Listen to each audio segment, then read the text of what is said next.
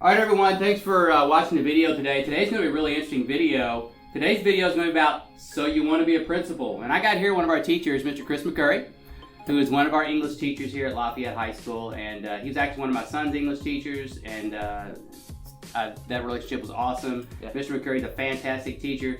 But he has entered an administrative training program at, what college are you at? University of Kentucky. University of Kentucky. Okay, so we're going to, here's what our day is going to look like. First, we're going to start out with some reflection questions. We're going to get Mr. McCurry here to think about his day.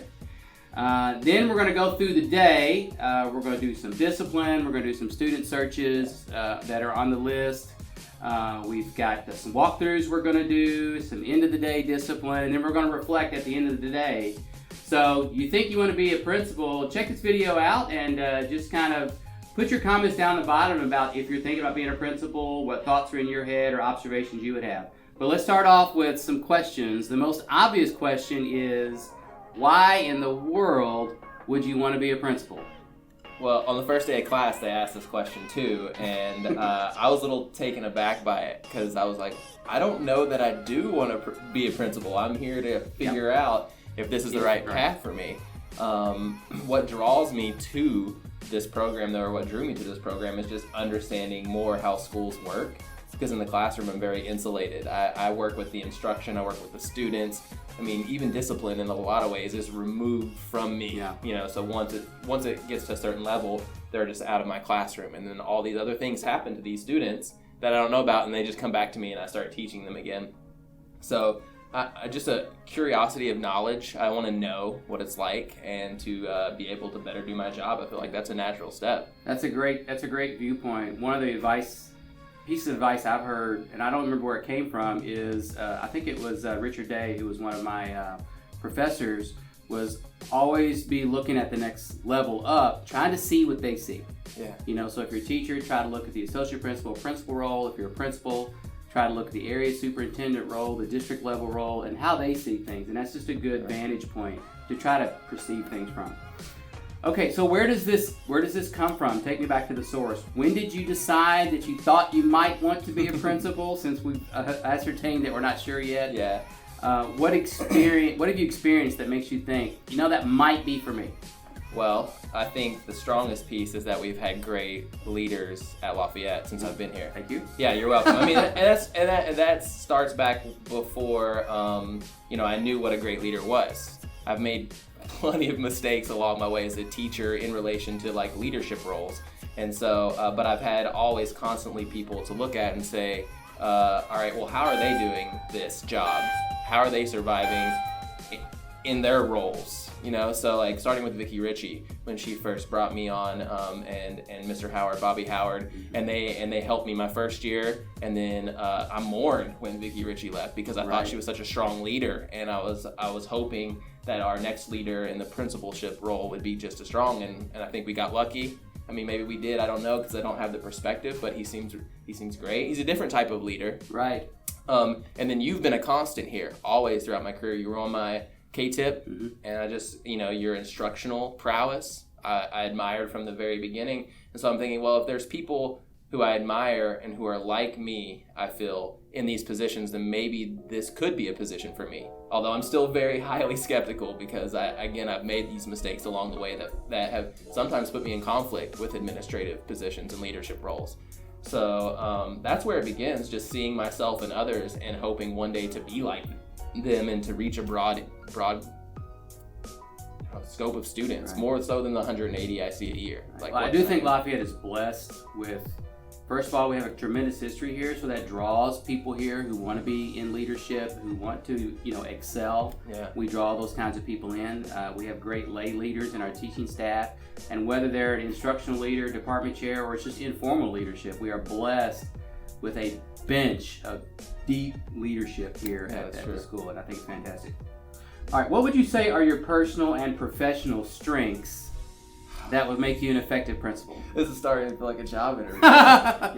Okay, so personal and professional. Heat's on, right? Yeah.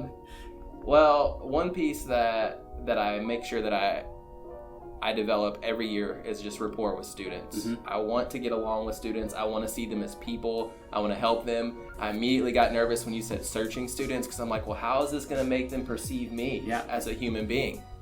And I know how they perceive you. And not always good. Not always good. Not always great. And that kind of hurts me a little bit. That because I want to work with them. I want to see them as people. And if you're stepping in as someone who's enforcing the safe culture that we have, then they can see that as negative. Absolutely. And so that's one of my strengths, though, is finding the boundary. I feel like articulating why we need to do something, what's important about it, what are our next steps, and that goes to the instruction too. And so I really like designing instruction. I like thinking about large scope macro designs and micro designs. So how an entire year will play out and how a lesson will play out. So thinking big picture ideas and then trying to funnel them down into that everyday, day to day. It's also one of my strengths. What would you say your mission is in being an educator? And I'll say educator / principal. So think of your career as a whole. What do you feel like your mission is? Most recently, it's been to impact the students who don't get a lot of impact out of school. That's awesome. I want to figure out what makes those students work and how to impact them instructionally and academically and help them see large gains. So that's what I've mainly been using this time in this program to reflect on. Is like, how can we help low-income students like in a significant way? And how can we help students of color in the gap? Just any reason why they're not performing, I want to find ways to help them perform. Yeah, those are tremendous targets, because in this country we do extremely well with the top 2/3 in terms of SES. The bottom third, we're terrible in this country. We're absolutely terrible at, and that's what the NAEP data shows. Okay. How are you putting your mission into practice in your class? So I think having a responsive curriculum is really important. You just find texts that are relevant to those types of students that you want to address. Find activities that they have high engagement in, and then try to meld the skills in there. Try to find the right blend, and it's a balance. Sometimes it's way too engaging and not enough skills. Other times you think a text is going to be engaging to them or responsive to them as a culture or as a group, and they're just not into it. They toss it out, or sometimes they just can't learn. Like they not because ever, but that day. They come in and you're butting heads, and they just don't want to do it. You ask to talk to them, they don't want to talk to you. It's just lots of different factors. We like to say our number one intervention is time. Yeah. And if we, like you said, not every day is going to be a hit. Okay, but are you putting together enough hits over the course of the student's year or the student's career that you're being impactful? That consistency over time. Yeah. And then I think just that rapport goes back into it. I think Mr. Jacobs posted in his week ahead, there's no significant learning without a significant relationship. Something like that. You got to have that piece. Very true. Or it doesn't work in the classroom as well. Over time, schools tend to take on the personalities of their leadership team. How would your personality be reflected in a school? Oh, okay. I'm trying to smooth out the edges of my rebellious nature.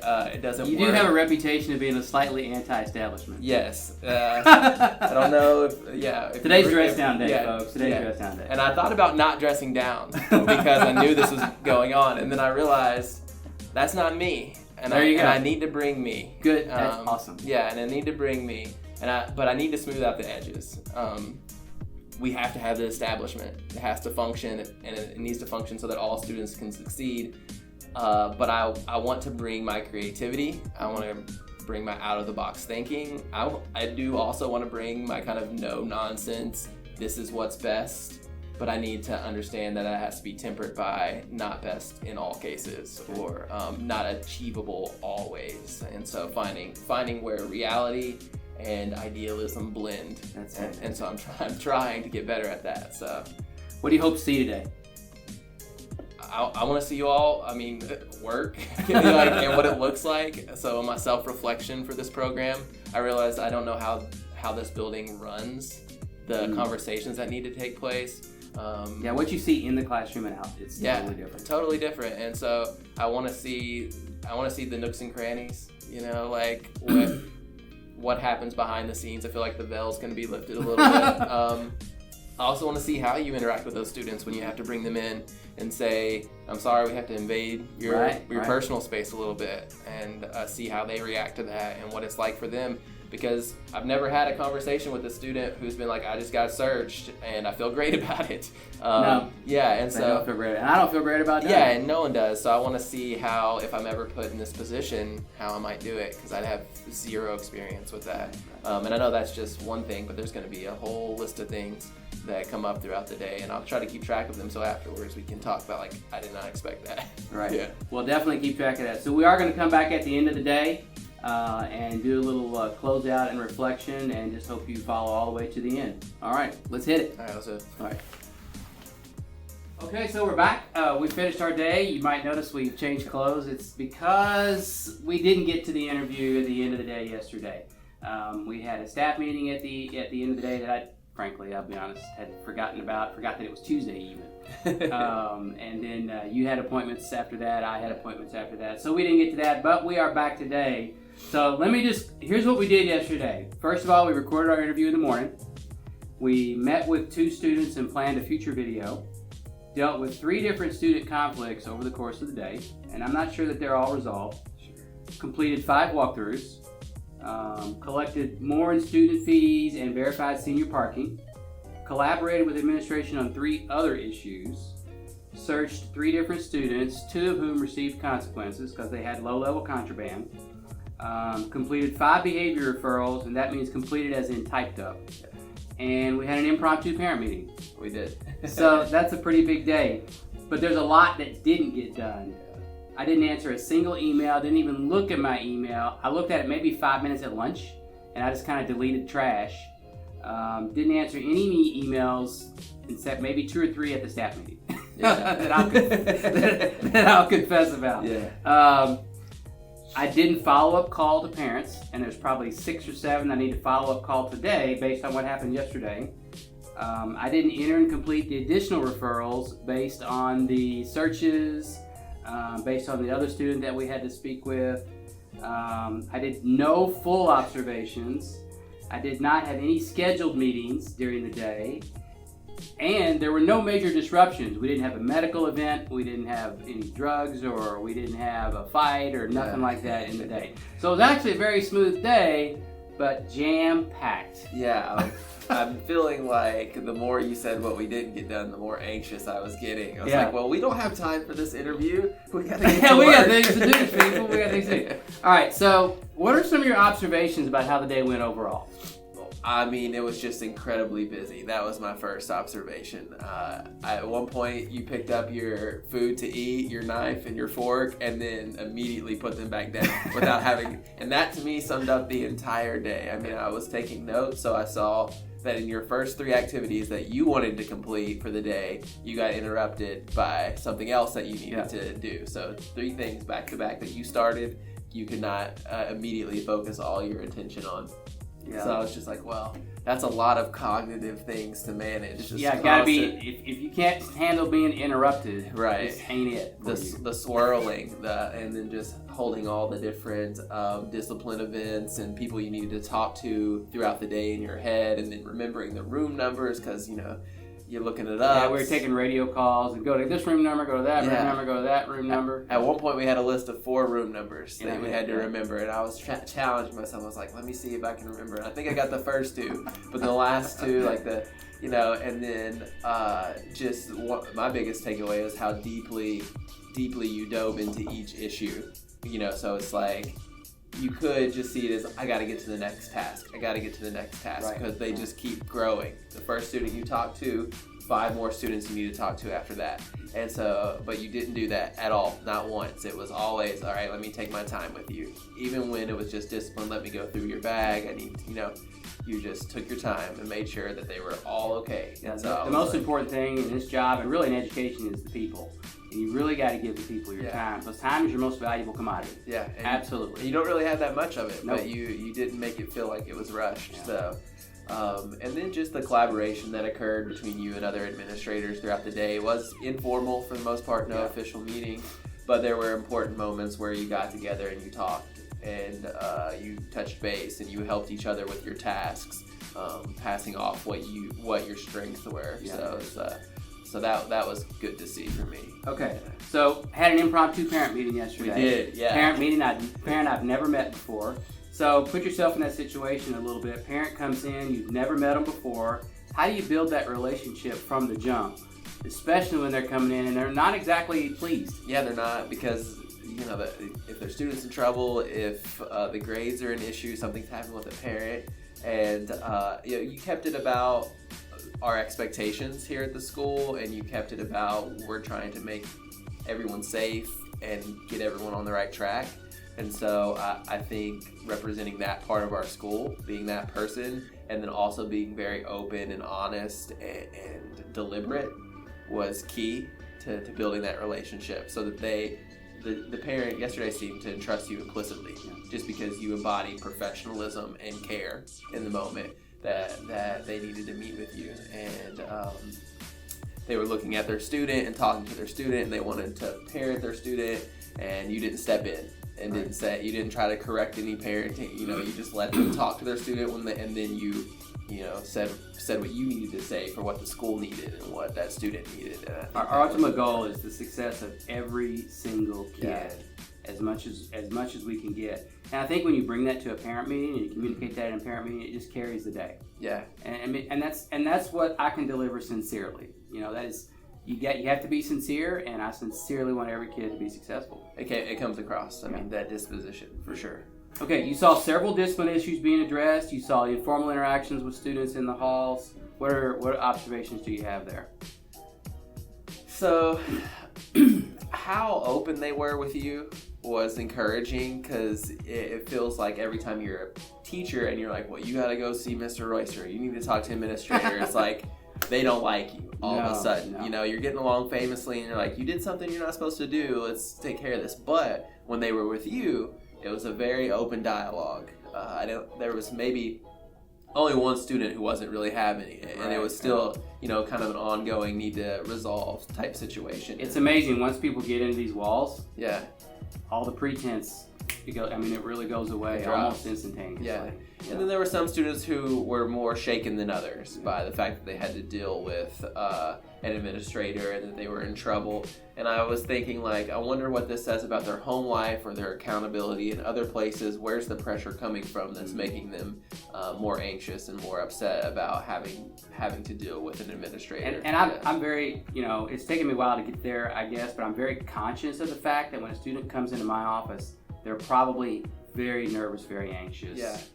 And I try to alleviate that, even if the kid's in trouble. My goal is not to add that emotional pressure on it. There may be a consequence for your behavior, but we're going to deal with it matter-of-factly. Yes. And I still am concerned about your success. And frankly, I did that with my own children at home. So, it's parenting. Yeah. Well, and that's the thing. The consequence would almost feel like an afterthought, because you did all the other stuff. You went and reviewed the behavior, set your expectations, talked about grades, talked about other classes, and then on the way out the door, you're like, by the way, save tomorrow. But and then you'll just go right back to class. Because that's not the most important thing. It's not. It's really not. The consequence is just there to reinforce the expectation and give them some time to reflect. Yeah. So, and then just the gray area we got into for one of the events, and how you can't really know what is going to be the best thing for this child in terms of consequence, and so you refer to the consistency over time. That was a very difficult situation. Yeah, and you refer to their behavior and also the school's history of that behavior and how it's dealt with in the past. So, in watching you navigate those waters, it didn't provide any answers. I wish it had, but it was just an event. It was an event that just doesn't happen here, and it was just an odd thing that happened here. And the student was deserving of consequences, unfortunately.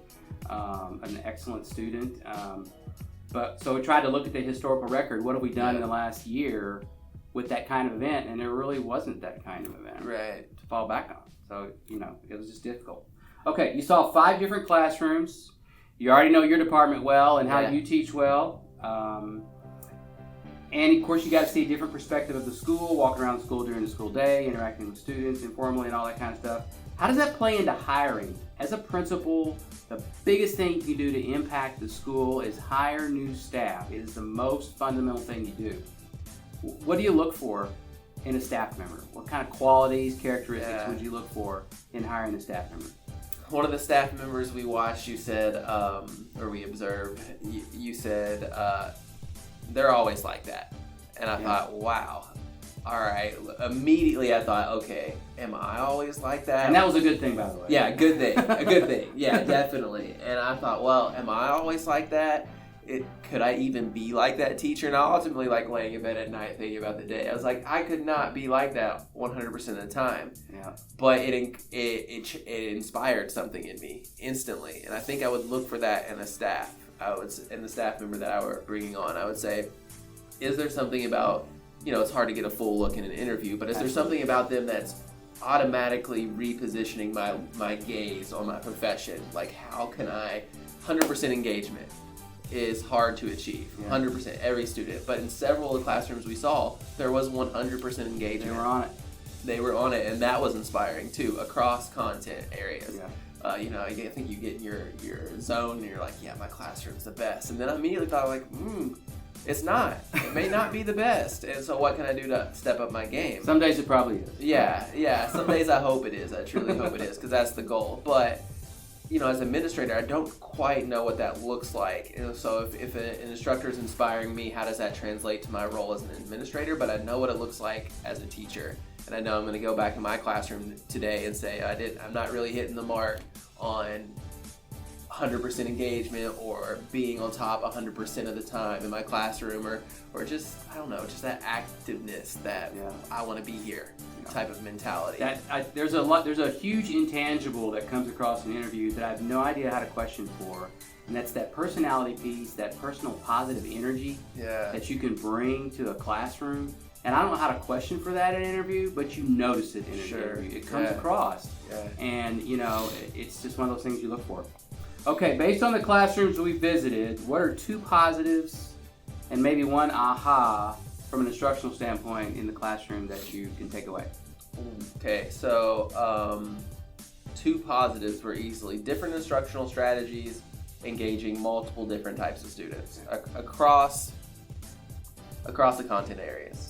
I love that. I mean, that's something I'm going to strive to do, just different instructional strategies. And I've done it a little bit, like rearranging my room, trying different desk structures and things like that. Another one is just different disposition for teachers can keep different students entertained.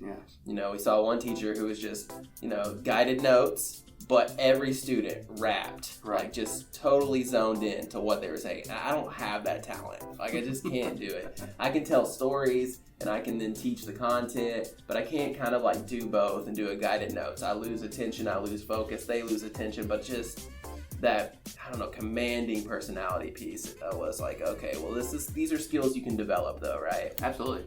So different ways that I could, grow as a teacher. This is the second observation. So, I actually just enjoyed the content, and I think students do too. I was sitting there being passionate about your content is really important. And so all that came across from those teachers, and that instantly made me, I know how to factor quadratics right now, 31 years, and I didn't know in high school because I was like, these teachers care.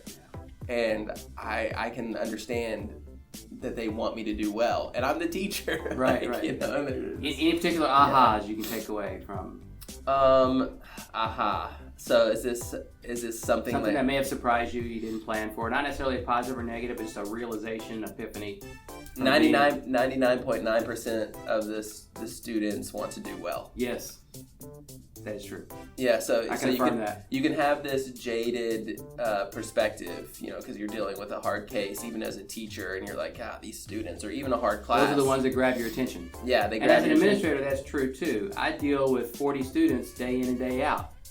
There's 2,260 other students that I don't deal with regularly because they're doing what they're supposed to do every day. Yeah, so 99% of them want to do well. They're here to do well. I mean, we didn't see one in the observation. I mean, we had what commanded more of our attention throughout the day.